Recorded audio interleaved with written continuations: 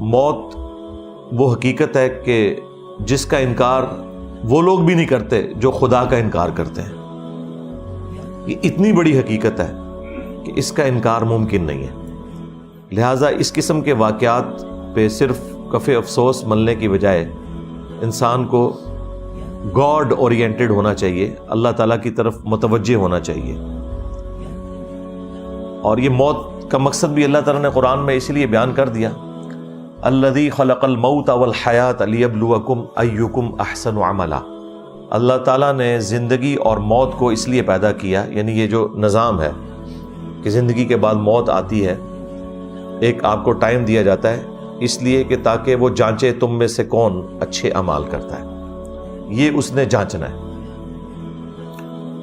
کل نفس ذائقۃ الموت، تم میں سے ہر جان کو موت کا مزہ چکھنا ہے. وَنَبْلُوكُمْ بِالشَّرِّ وَالْخَيْرِ فِتْنَةً، اور ہم شر کے ذریعے اور خیر کے ذریعے تمہیں آزماتے ہیں. وَإِلَيْنَا تُرْجَعُونَ، اور تمہیں لوٹ کر بھی ہمارے پاس آنا ہے. تو موت کے ساتھ اللہ تعالیٰ نے کہا کہ دنیا میں جو ہم یہ شر اور خیر کا سسٹم ہم نے جاری کیا ہے، اس کے ذریعے تمہاری آزمائش ہوتی ہے، الٹیمیٹلی تم ہمارے تک پہنچ جاؤ گے. پھر سورہ السجدہ میں اللہ تعالیٰ نے فرمایا کہ ہم دنیا کی زندگی میں بھی تمہیں تھوڑا بہت عذاب یعنی تکلیف دیں گے تاکہ تم ہماری طرف پلٹ آؤ. ڈائریکٹ تکلیف بھی آ سکتی ہے، انڈائریکٹ صدمے کی شکل میں بھی، اور اس کا مقصد یہ ہے کہ آپ نے خدا کی طرف پلٹنا ہے. یہ سارے اللہ تعالیٰ کی طرف سے الارم بجتے ہیں. کوئی شخص یہ نہیں کہہ سکتا کہ مجھے کوئی ایسا موقع نہیں ملا کہ میں اپنے خدا کی طرف پلٹتا. اللہ تعالیٰ یہ الارم مختلف شکلوں میں ہمارے پاس سگنلز وقتاً فوقتاً بھیجتا رہتا ہے. اور میں تو اکثر کہتا ہوں کہ موت وہ حقیقت ہے کہ ہمیں چوک میں کھڑے ہو کر، چوراہوں پر، گھروں کی چھتوں کے اوپر کھڑے ہو کر یہ اناؤنسمنٹ کرنی چاہیے کہ انسان نے مرنا ہے. انسان کا قبلہ اسی وقت درست رہتا ہے کہ جب موت ہر وقت اس کے سر پہ منڈلا رہی ہو. باقی قرآن کا پورا مقدمہ اسی بات کے اوپر قائم ہے کہ انسان نے مر کے اللہ کے حضور پیش ہونا ہے، اس کی تیاری کر لو. پورے قرآن کا خلاصہ یہی ہے. اسی کے لیے اللہ تعالیٰ نے کتابیں بھیجی اور ساتھ پیغمبروں کو بھیجا تاکہ اپنا تعارف کروایا جائے، اور پھر ہمیشہ کی آنے والی زندگی خواہ وہ جنت میں ہے یا نعوذ باللہ جہنم میں، اس کے بارے میں بتا دیا جائے کہ بھائی تیاری کر لو موت کے آنے سے پہلے. تو یہ موت کی تلوار ہر وقت اگر انسان کے اوپر لٹکی رہے، وہ تو لٹک رہی ہے، اس کا تصور بھی ہو تو انسان نافرمانی کے کاموں سے بچ جاتا ہے. اللہ تعالیٰ نے سورۃ المومنون میں بھی فرمایا افحسبتم انما خلقناکم عبثا وانکم الینا لا ترجعون، کیا تم نے یہ گمان کیا کہ ہم نے تمہیں ویسے ہی پیدا کر دیا ہے اور تمہیں لوٹ کر ہمارے پاس نہیں آنا. یہ تو اللہ تعالیٰ نے معاملہ ایسا رکھا ہے کہ دنیا میں اگر کوئی چیز نہیں بھولی جانی چاہیے تو وہ انسان کی موت ہے، کہ اسے مر کر اپنے رب کے حضور پیش ہونا. پھر سورۃ الحدید میں جس شان کے ساتھ آیات نازل ہوئیں، اسی قسم کے واقعات کے ساتھ ریلیٹڈ ہیں یہ ساری چیزیں.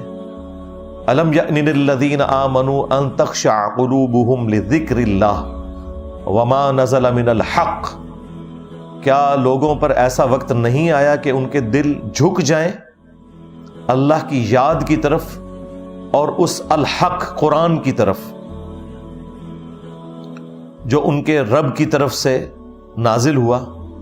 یعنی کتنا جھنجھوڑنے کا انداز ہے کہ کیا ابھی بھی وہ وقت نہیں آیا. لوگ تو بہانے کرتے ہیں، بس جی بس یہ میرے بچیوں کے ہاتھ پیلے ہو جائے پھر تو میں نے مسجد میں ہی بیٹھے رہنا ہے، میرا فلاں مسئلہ حل ہو جائے تو انشاءاللہ میں گاڈ اورینٹڈ ہو جاؤں گا. اور اسی طریقے سے انسان وقت گزارتا رہتا ہے، اسے پتہ بھی نہیں چلتا، موت آ جاتی ہے.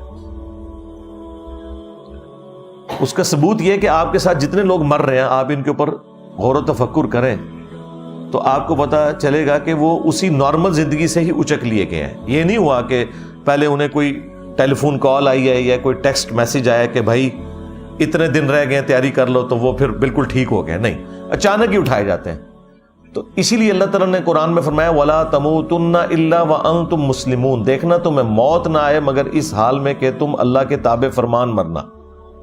یعنی ہر وقت تابع فرمان رہو گے تو ہی تمہیں پھر موت اچھی حالت میں آ سکتی ہے, کیونکہ آپ جو زندگی گزار رہے ہیں اسی میں سے ہی آپ کو اچک لیا جائے گا. کیونکہ پلان تو کوئی نہیں ہونا کہ بھئی اتنے دنوں بعد, اتنے مہینوں بعد, اتنے ہفتوں بعد آپ کو اٹھایا جائے گا لہٰذا اپنی تیاری شروع کر دیں. نہیں, یہ چلتے پھرتے ہی آپ کو اٹھا لیا جانا ہے. میرے اپنے کئی کلاس فیلوز جو یونیورسٹی میں تھے, کالج میں تھے, اسکول میں تھے, کب کے فوت ہو چکے, اور بالکل چلتے پھرتے. یہ نہیں ہے کہ کوئی ایکسیڈنٹ میں مر گئے, نہیں, نیچرل ڈیتھ بھی مرے. تو ہر وقت انسان کو آخرت کی تیاری کے لیے اپنے آپ کو تیار کرنا چاہیے, اور اس طرح کے جو واقعات ہیں ان سے یہی درس عبرت حاصل کرنا چاہیے, بجائے یہ کہ اس طرح کی خبریں دیکھ کے تو آپ صرف دعا تک اکتفا کریں اور کف افسوس ملیں.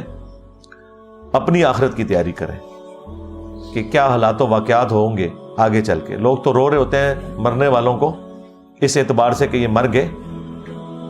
اصل تو رونا یہ ہے کہ یہ جس حالت میں مرے ہیں اس حالت نے ڈیفائن کرنا ہے کہ آخرت میں ان کے ساتھ کیا معاملہ ہونا ہے. اگر تو اللہ کے تابع فرمان ہو کر مرے تو چاہے کوئی لاوارث لاش بھی ہو فٹ پاتھ کے کنارے, اسے دفنانے والا بھی کوئی نہ ہو, وہ اللہ کی جنتوں میں پہنچ گیا. اور اگر اللہ تعالیٰ کا نافرمان تھا, آپ اس کا جتنا مرضی بڑا کوئی مقبرہ بھی بنا لیں, خلاف سنت یہ آپ کام کر بھی لیں, اس کی قبر کو آپ جتنا مرضی خوبصورت بنا لیں, اس کی اندر کی زندگی کو آپ چینج نہیں کر سکتے. سیدھی سی بات ہے. بعد میں تو خیر لوگ قرآن خوانیاں کروا رہے ہوتے ہیں اور پتہ نہیں کیا کچھ کروا رہے ہوتے ہیں. اور بھائی جس شخص نے اپنی زندگی میں قرآن کو اتنا سیریس نہیں لیا کہ وہ قرآن کھول کر خود پڑھے کہ میرے رب نے مجھ سے کیا ڈیمانڈ کی ہے, اب اسی شخص کی میت کے اوپر کس منہ سے قرآن پڑھا جا رہا ہے.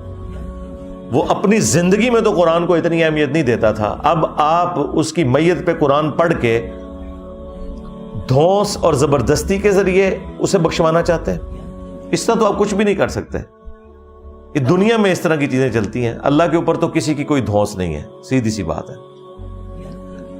تو مرنے سے پہلے اللہ تعالیٰ کو سیریس لے لیں تاکہ جب آخرت میں اللہ کے حضور پیشی ہو تو انشاءاللہ کامیابیاں ہمارا مقدر ہوں.